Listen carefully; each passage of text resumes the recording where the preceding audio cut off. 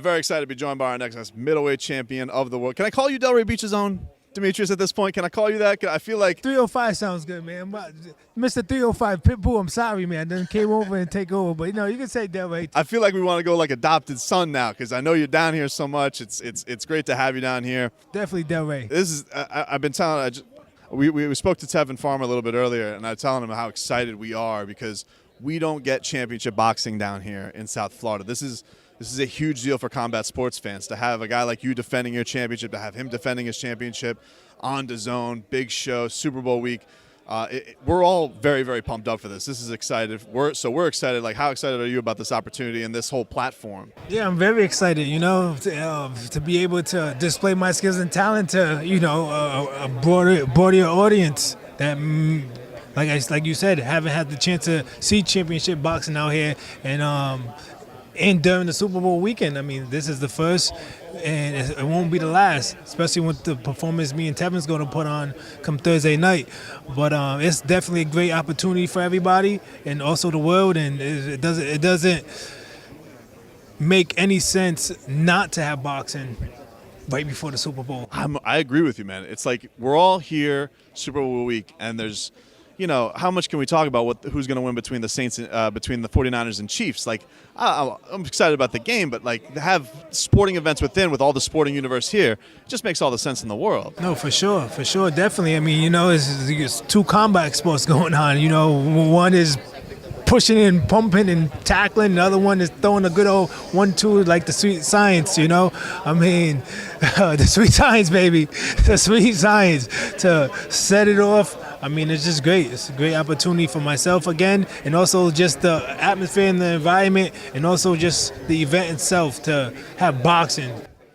When we last spoke, we spoke at your gym, and you said you said, "Why, Dad? Why did you choose boxing as a sport?" But it is pretty cool that you have such a good relationship with your dad as far as the training is concerned. Like, what was that like? The idea that he wanted to steer you into that, and like when you were a kid, like was there times where like you didn't want to do something like this? Because normally it's like soccer practice, you got to take a kid to baseball practice. Like fighting that's a different father-son kind of level. Yeah, my dad was supportive in many sports. I played football too. I was running back, wide receiver at times, defense, and every time it was football season, my dad was a coach. He was one of the football coaches, and when it was boxing time, he was the boxing coach.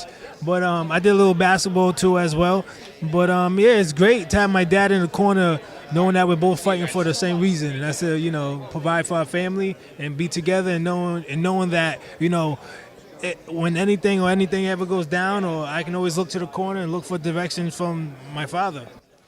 This title defense coming up against Luke Keeler, you gave him credit that he is going to get there in there with you. But as you've broken down this camp, what are the things that you're looking out for in him? What have you noticed with him? Are you a guy that does that, or you just mostly focus on yourself because that's obviously led to a lot of success too? Yeah, I mean, I'm not no fool. I'm gonna look to see what type of person he is, type of style he might bring to the fight. If he's what he has inside through watching the fights that he has. Is he a dog? Is he gonna come in just let it all loose, throw some dirty things? I see that he throws a lot of rabbit shots, they call, behind the head. I would definitely be telling the ref to look out for that. And you gotta watch out. I saw a guy get bit this past. Danny Garcia got bit this past weekend. You gotta watch out, man. Yeah, there was some dogs. There's the dogs in there, and it seems like he try to throw some elbows. So I see a few little dirty tactics that I can get away from. But other than that, that's the only thing you gotta worry about. He might be tough, he might not. He might be tough for somebody else, not me. So it all depends until I won't know until I get in there with him, honestly. I want to ask you, we talked when we last talked. You said like you are one of the best boxers on the planet. Maybe not as well known as others, but you should be. And I know that your big goal is winning all the middleweight belts. If anybody has the guts to step into the ring with him, that'd be nice. Yeah. But what do you make of I recently saw that Terrence Crawford, who's kind of in that same situation where like you can't exactly get the right guys in the ring to find an undisputed guy. And his promoter said, well, let's do something with Conor McGregor. And I'm not asking if you're going to fight Conor McGregor because I know that's probably asked to every boxer. But what do you make of the idea of doing something kind of gimmicky to try and raise the profile? Do you get it because you are prize fighters and you want to make money?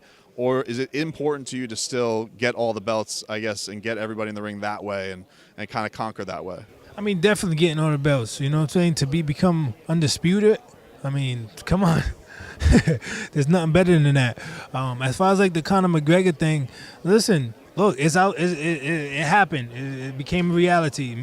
MMA versus boxing, and unfortunately, MMA has to come to boxing. Yeah. You know, they already have some type of boxing skills, some type of development for the boxing, on top of grappling and all the other stuff, grabbing and stuff like that. Maybe they was just bad boxers that had to go MMA, you know. But Conor McGregor can do that. He's a tough guy. He did with Floyd Mayweather. And, you know, if he's looking to do it again, he wants to stay busy and he wants to, you know, get out the MMA realm and come to the boxing realm and try to give it another go against another guy and make just the combat sport altogether bigger, why not? Yeah. Why not? Why not? You know, you know, you got the boxers going over to the wrestling once in a while. Yeah, man, it's pretty nuts. But could you, like, have you in your experience, like, has there ever been an MMA guy that's gone to your boxing gym or anything like that? What is the difference? Like, if so, is there a difference you see? And maybe, like, what are some of the nuances that these MMA guys don't know about boxing when they step in? That's just not their punches that they're throwing. That's not the same the things that you see, because you see everything in that damn ring. I mean, it's pretty much the foundation. You know, their foundation is to kick, to be in that stance. And the boxing foundation, the fundamentals is not to kick. It's to stay grounded, move your body in certain ways to be able to throw punches. So as a MMA guy, they're kind of on their toes trying to kick, and so they kind of might be off balance trying to throw punches. The punches might not come out right, and you know that's where the mistake comes in. But there's no way a boxer's going to the MMA, because especially these shins here. You hit this shin right here. Not into that. Nah. I'm banging into the dressing room. You just signed a 4-fight extension, so congratulations on that with Matchroom. What went into that decision? Why did you want to stick with them? You know, basically boils down to, you know, how they're moving. They're doing a great job. Just moving boxing in general. I love watching the Zone every week in another state in the city, and also my own contract, my own personal situation. You know, I'm gonna be, good for whoever I get in the ring with, and then on top of that, you know, I have a different deal when it comes down to the bigger names. So nobody else is capable of doing that at this time, and everybody's over here with the Zone. You know, as far as my weight class, the middleweight division is packed over here. So there's really no place for me to go, because I just be shorting myself.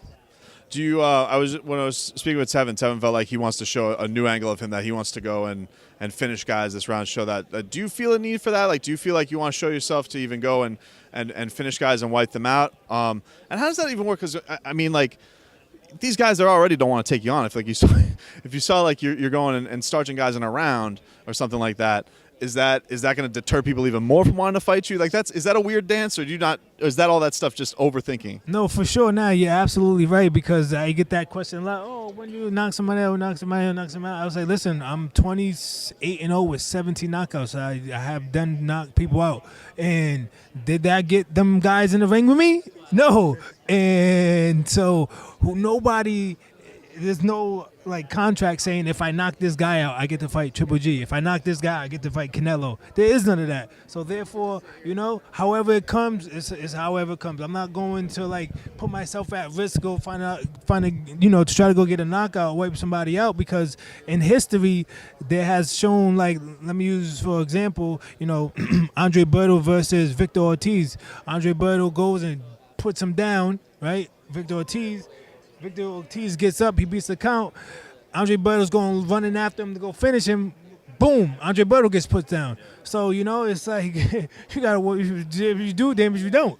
So, you know, just knowing that happens in the sport world, I'm going to master the knockdown if it comes. You know, I'm going to beat you down. I'm going to let the referee stop it, your mom stop it, your corner stop it. I'm just giving you a beat down and pick somebody apart. And if the knockout comes, the knockout comes. Jeb, we appreciate the time, man. Any final words for the city of Miami, Thursday night at the Meridian. You guys can watch on DAZN, but you guys can get your tickets on MatchroomBoxing.com. Get your tickets there and go see a great show. 3 championship fights are on this damn card. It's a hell of a card. And Demetrius Andrade is going to be taking on Luke Keeler, defending his WBO middleweight championship. Any final words for the city of Miami, letting them know before the show comes on Thursday night? Hey, man, I'm just glad to be in Miami and, enjoy the festivities. Come out, go check it out. Go be around the atmosphere. And if you can't, definitely download DAZN, DAZN, and watch great boxing. Thanks, champ. I appreciate the time. All right, thank you.